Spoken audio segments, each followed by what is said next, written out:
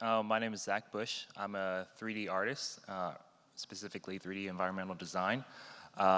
In this space, I started in November, launched a 10K collection with my 2D art because I didn't know anything about NFTs, and I thought that's exactly what you needed to do. You needed to create a little animal.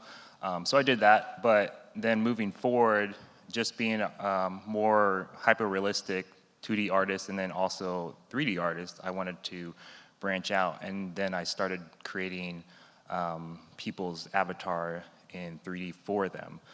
So it was a lot of fun for me because I could bounce around from community to community and create exactly what they wanted me to do in a style that they liked within my wheelhouse of 3D. And so like I'm branching into as well as 3D environments and starting to create and realizing that there's capabilities of making hyper-realistic environments, which is what I love doing, like for games and film. So yeah, I'm starting to dabble with that now because the capabilities are catching up with the technology. Well, we're glad that you're here. Please introduce yourself. Yeah, thanks. My name is Jake Steinerman. I'm actually representing both Jacobs from Spatial. Jacob couldn't be here today.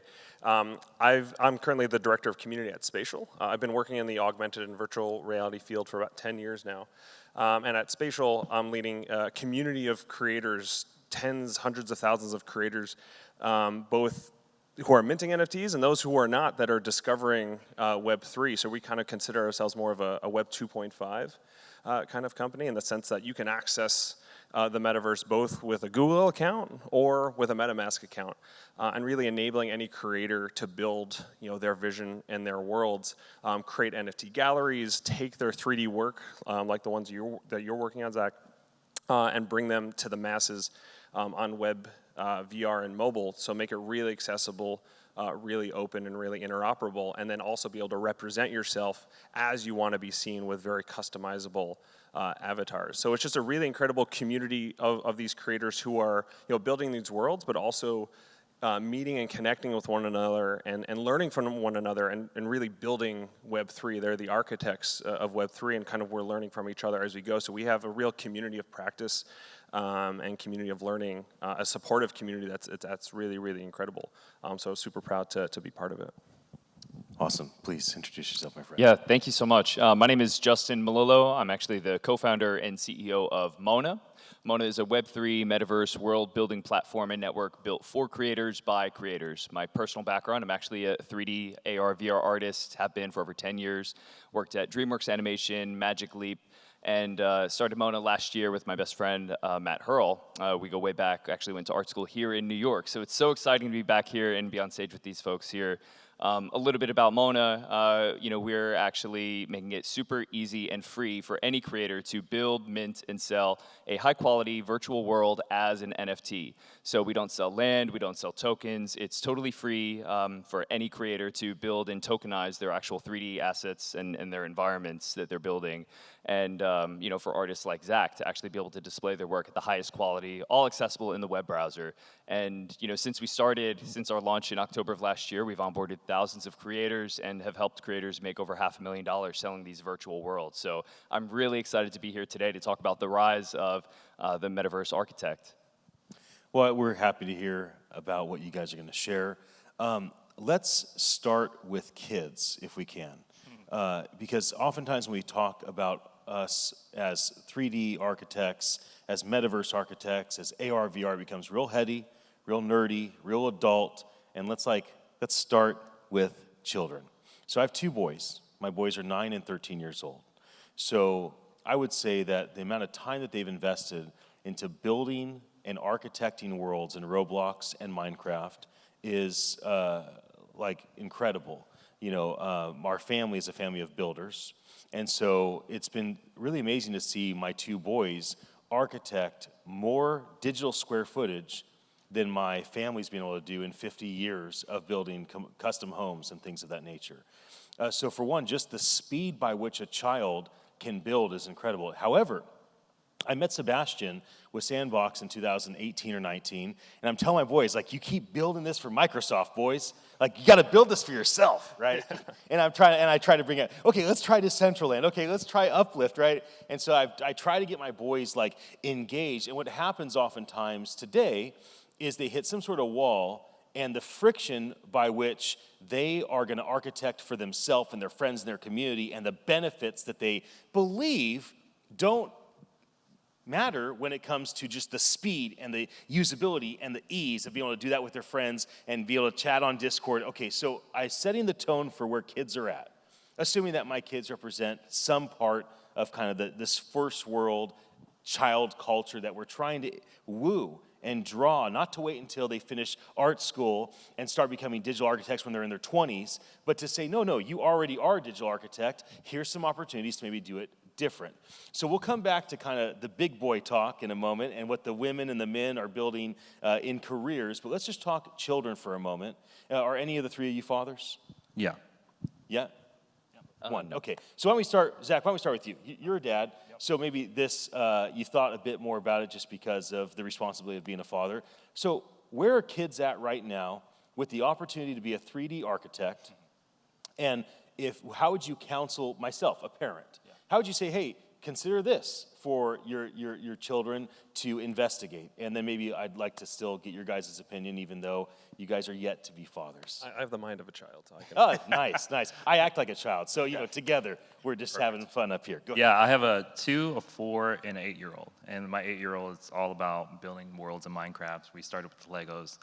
So he is much of a builder like your kids. And I think the biggest thing for kids right now, at least from what I've seen giving talks at universities and high schools, is not to rely on what platform you're on, what program you're using, because I think a lot of people think like, oh, if I get X, Y, and Z software or program or platform, that's gonna make me the better artist. I think the creativity side of just letting your kids explore their artistic side of things, because once you get up into the real world, companies and brands are gonna wanna visually have something that looks good.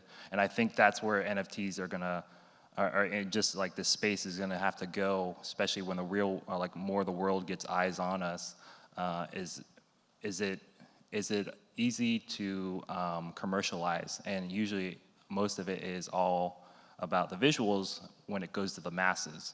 And so not stifling kids and being like, okay, you gotta do this, you gotta do that, but just having them continuing to explore their creative side and not be like, you gotta do it this way, you gotta do it that way, because like that will come. Because it's easy to teach software once, because that's the companies I've worked for. It's like, oh, if you use a different program, that's totally fine, because it's the artistic side that we're looking for. We can teach you the program within a couple of months and you'll be good to go, and then you'll be set. And so like a lot of people are just looking for the creative side. So if you have all the tech side, but you want to be an artist, I would say focus on your artistic side first, and then all the other stuff will come second nature. So, yeah. Jake, you want to speak into this thought? Yeah, for sure. I mean, those are great points. I mean, I think the other amazing thing about enabling the younger generation to build the metaverse is that they have no preconceived notion or expectations of how spaces or environments should be. I think you see a lot of different metaverses and environments today, especially as brands and other individuals start to get into, I'd say, kind of this, called the first generation of this, Web3 metaverse, is that you see a lot of like 4 walls, ceiling type architecture. And it's, and I think a lot of the younger generation who's, plays video games and is very immersed in digital culture, knows you don't have to build a world that's based on reality.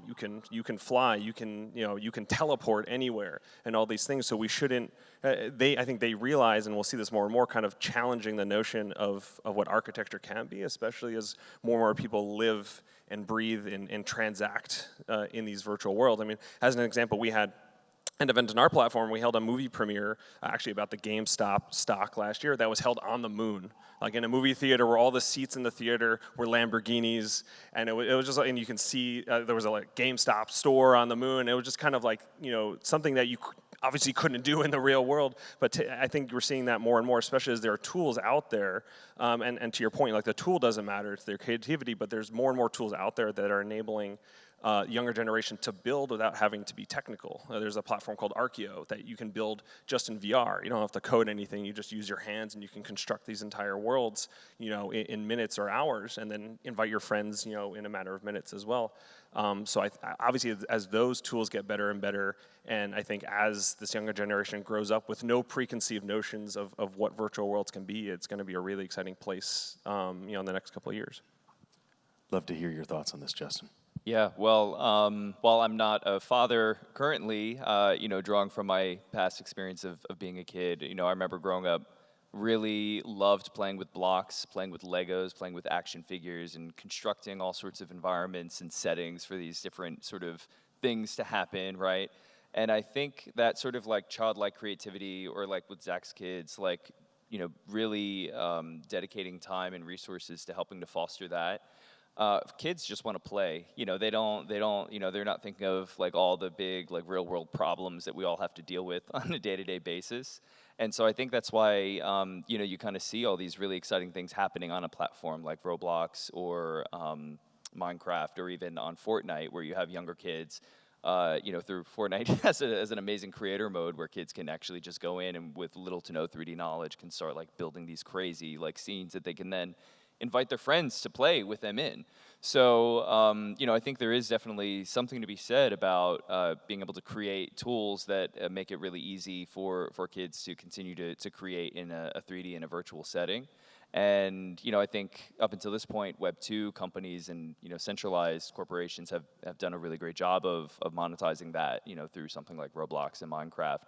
And so I think there definitely is a really big potential to introducing more of a creator tool set that is specifically geared towards kids and a younger audience. One of my mentors used to make this joke, and he's like a billionaire. He's had all this great success. He's like, I am so good at A through Z. It's just B through Y that I struggle with. Right? He'd start things and he'd come in at the very end for the big moment of capitalization. So we started off with kids. I want to transition all the way up to 401, right? The whole thought of 101, 201, 301, 401. Zach, can you share your 401 thoughts, your most advanced thoughts on this topic? Because it's not just the audience, which we're so thankful that you're here. Thank you for being here with us. But it's also what's being captured, right? The fact that this might be seen by any number of people over the coming weeks, months, decades. And so I want to just have a moment for you to say, hey, at this moment, June 23rd, 2022, here's kind of my like heady, most advanced, most, this is what I would like share if I was at a university for a master's program. Please share with us a bit from that perspective, if you don't mind. Yeah, okay. So I'll probably talk to if you're an artist, because like I'm an artist and I just love creating. And so the biggest question I get asked from other artists who aren't 3D or haven't gotten to the metaverse or don't know what NFTs are but are interested in it, I would recommend just downloading the free software and just dabbling it with like whether it's Blender on the computer or a program called Nomad on the iPad, because everybody has one of those. And these are free programs that you can get just instant access to and start to learn and create instead of having to be limited to like, oh, well, this program's $2,000, $3,000, $4,000, so I'm not going to do that. But if you're really interested in it, just start downloading these things, mess around on your iPad or on your computer, and see if you want to continue to pursue it. Because like it can be intimidating at first because there's a lot of gadgets and widgets within these programs. But if you have a knack for it and you have an eye and a vision of what you want to do, this stuff is there free for anybody. So you don't have to be like, I don't know where to start. There's a lot of free programs out there because they just want you to get involved with it. So I would say if you are an artist that you are interested in doing that, just just download that, or even come talk to me if you're interested to learn more, and you're just like, I'm an artist, but I want to go further with this metaverse and things like that. I would love to talk to you about that. So yeah. So you're saying if somebody's like an advanced artist, maybe they're a world-class artist in their discipline, and they say, well, I'm 401 in art, but I don't necessarily know like where I get started. You're saying Blender is a great desktop app, Nomad is a great iPad app. Find something, start playing, and apply your world-class skills to this environment. Yeah, because I mean, like if you are a world-class artist, or if you're an artist in general, these programs are like the only limitation. Like once you figure out the programs, if you really do a deep dive into them, that is gonna be the least of your problems, because like you're gonna be able to adapt your artistic style to these programs, and you're gonna be way above the curve when it comes to like what everybody else is doing, because you're already an artist. So yeah, just don't be limited, or don't be scared about the software, but use it as a tool to achieve what you want. Jake, why don't you tell us your advanced learnings? Let's go to school, Jake, 401 style. Exactly. Yeah, so I mean, I kind of want to challenge the notion of this metaverse virtual real estate, and I think the Mona crew can we kind of agree on this in the sense there's a lot of platforms today where the central kind of idea or value is being driven by this location and size of your where you are in the metaverse gives it value, and I think the fact that there's a lot of these platforms that are essentially copying the real world in the sense that if you own a house here in Times Square, or an apartment here in Times Square, obviously it's going to have a lot of value, and it'll probably be small, but it'll have a lot of value. Or if you own a large apartment by Central Park, it's going to have a lot of value, or something like that, right? But in these virtual spaces, there's no need to have these limitations that we built for ourselves. It creates a lot of disparity that exists in the real world that doesn't have to exist in the virtual world. Because in these virtual spaces that artists are creating, you can make a space that's the size of New York City. It doesn't cost any more computing power than if you make a really small space. What should, and the location of that space shouldn't matter as well. If we can click on a portal or go through a portal, and we can end up anywhere we want to. It doesn't matter if my house is next to Snoop Dogg's house and or next to the cool club, because I can just my friend say, hey, let's go to this place and let's go through this portal and we can end up there. The concept of space and geography doesn't exist in these real worlds. What should be driving the value of these spaces, and we see that on our platform, you guys are seeing it on your platform, is the beauty of the spaces, the amount of time and artistry that goes into them should be driving the value, the amount of utility that space has. Is it a really beautiful space? Was it made by like an artist that you like? Is there a lot of things you can do in that space? Is there like a dance floor? Is there a movie theater? Is there things you can do? That's what should be driving the value of the spaces, and I think that's what artists should be focused on, is providing, continuing their creativity and their artistry and giving value, to the world and to people who can't access, a lot of these, virtual real estate areas. And I think if we want to build, truly want to build Web3, to me Web3 means everyone on Web 2 is now on a new version of the web, right? And if we want to get everyone onto this new version of the web, there shouldn't be any of these barriers limiting people or scaring people away. If you want to plot a land now on some of these platforms, it can cost a ton of money. And how are we going to get the mom and pop shops and the future generations into these worlds if it's just completely inaccessible and seems very daunting to them? So it should be free and open and accessible, and that art and the utility should drive that value. Justin, love to hear what you have to share with us. Yeah, I think maybe to even start synthesizing the things that we're all sort of saying here, I think this all comes down to there being more opportunities now than ever for creators, specifically for 3D artists. I think one of the most important things is making sure that we have tools and resources available for artists to start learning at any age, at a really young age, and to realize that you don't need to, necessarily go to, a big school and put yourself into a lot of debt to be able to be a successful creator or successful artist.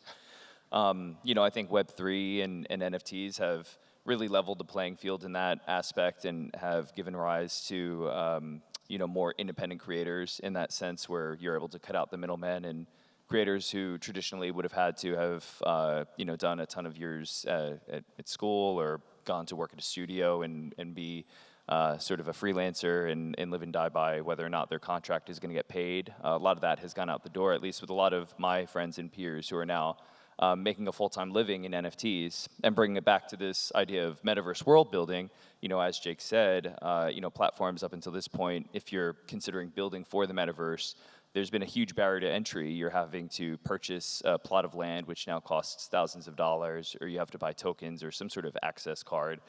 When in reality, virtual land is not scarce. Virtual land is limitless. And we at Mona really believe and feel that we should be placing the focus on the creators and developers, because they're the ones who are going to be building these incredible virtual worlds of the metaverse that we're going to be spending all of our time in. Creators like Zach are really going to be the ones who are the backbone of the future of these virtual worlds. And so we need to be devoting as much time and resources as we can to make sure we support them along their creative journey. And just from personal experience, and I guess like from my 401, from what I've seen, we're seeing tons and tons of artists actually changing their entire career paths, becoming full-time metaverse world builders, because they've been able to actually sell these tokenized worlds, again, at no upfront cost to them. So I think this all to say there are so many opportunities abound for creators now, specifically for 3D artists, and specifically as we consider virtual worlds. So before we wrap up the panel, I want to invite the audience to ask a question. Anybody want to ask a question of somebody specific? Yeah, so why don't you say who you want to ask a question of? And then why don't you tell me and I'll repeat it for the microphone. No, you can say it out loud. Go ahead. Well, Justin, when is scripting going to be added to Mona Because I know scripting. Okay, so he's asking about timeline on scripting for Mona. Yeah, so with Mona, when you're building a world, you can add some sort of some low-level interactive layers, but we are working to actually enable more sort of custom scripting experiences to be possible. We should have an announcement about that pretty soon, actually. So within the coming months, be on the lookout for something. But yeah, great question. Thank you. Yeah, thanks for asking that question. Please. Yeah, Justin, we talk about the metaverse, we talk about Web3, we talk about meta, we talk about virtual worlds. How do you see all of it playing out, like as far as coming together, or is it one kind of the big money decides what happens? What are your thoughts as the final play on that? So go ahead, Justin. Yeah. So what's your thoughts on how this all kind of plays together with interoperability? And Yeah. Audience, I'll take 2 more questions. So if you have a question specific for Jake or Zach, raise your hand. I'd love to take it. Go ahead, Justin. Yeah, I mean, that's a great question. Obviously, a company like Facebook is spending, billions of dollars making sure everyone thinks that they own the metaverse, aka rebranding entirely to call themselves Meta. And of course, you have like other very, very large companies, Apple, Microsoft, coming in, and they already have, through products like Roblox, a really big stronghold on audiences. That's why we really do feel that coming from a Web3 native background, we're really dedicated to building this concept of the open metaverse, where it's not one centralized company that owns everything, owns all the data, but it is really owned by the participants of the network. So for us, it is super, super valuable that we collaborate with as many other platforms as possible to help build out this vision of the open metaverse, because in a sense, that is sort of one of the biggest ways that we can win out over one sort of dystopian future with one company having a monopoly over everything. I think people sort of like, they'll consider other platforms like other metaverses, but really the concept that we should be thinking about is that there is one metaverse that is made up of many different platforms and virtual worlds that will all be connected. And that's sort of the future that we see, and is that we would like one owned by all the participants and the creators, and not just by one single entity. Anybody else have a question? Yes, ma'am, please. And I'll get to you.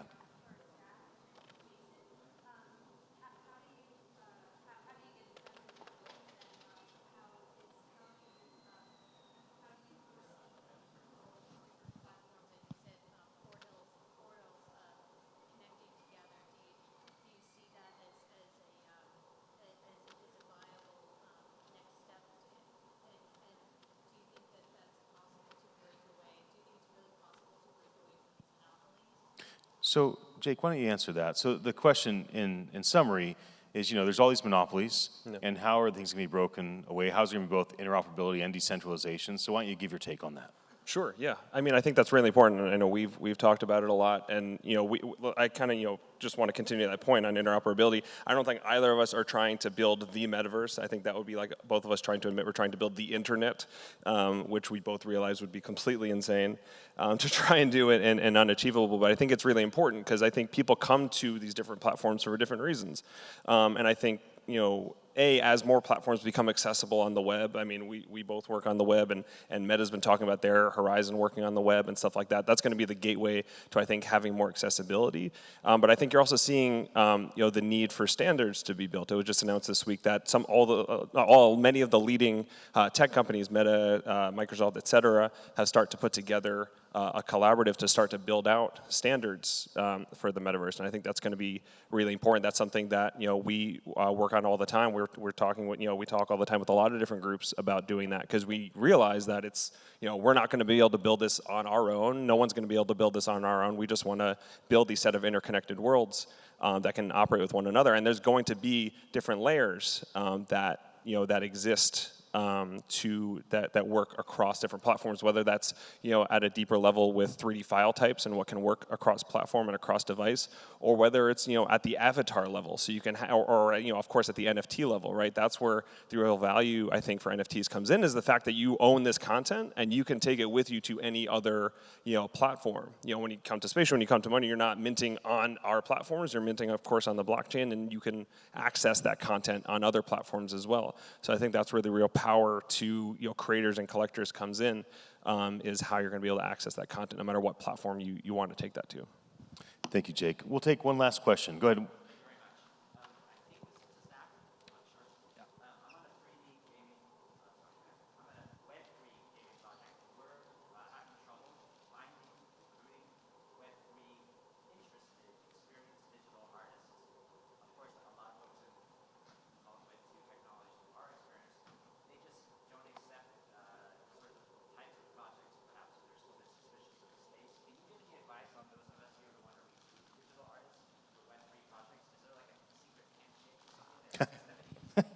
Okay, so summary for the camera. Summary of this. So Web3 game, easy to find Web2 designers and game developers, more difficult to find people that are aligned with Web3 development. How do you find them? How do you recruit them? How do you attract them? What advice can you give to folks that are trying to find people just like you? Yeah, that's a great question. Thanks. I would say right now for just being getting into the Web3, because I wasn't, before November of last year, I didn't even know anything about that this was a possibility. I would say find the people that you like their style to and just reach out to them and be like, hey, we have this thing. Because yeah, Web3 is a lot more complicated and complex. You can't just be like, okay, this is how you do a AAA game and this is what we need. But now it's like there's a lot of moving parts. But yeah, find those artists that you do like. And I mean, because a lot of my friends still don't know about this, and as I talk to them about it, a lot of them are kind of like on the fence of like, oh, is that a fad? I don't want to get into something, then just lose my job.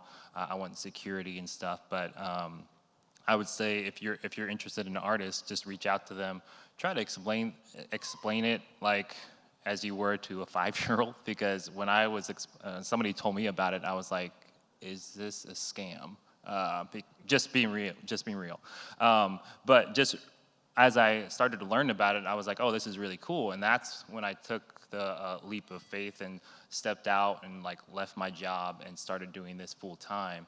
But yeah, just being open, giving examples of other projects as well, and being like, hey, this is what other people are doing. Because like visually for me, people can talk to me all they want about a project, but until I see something that excites me visually as an artist, and I'm like, okay, I want to be a part of that, or I see what they're doing, because a lot of times they're just not going to get it.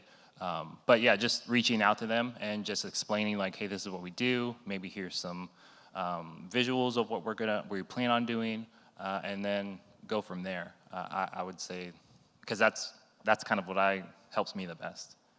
And for your question, you can get a hold of me at like zachbush.com or on Twitter at zbush94. Yeah. Let's give the panel a hand, everybody. Thank you, gentlemen, for being here with us. I'll let you head that way. All right.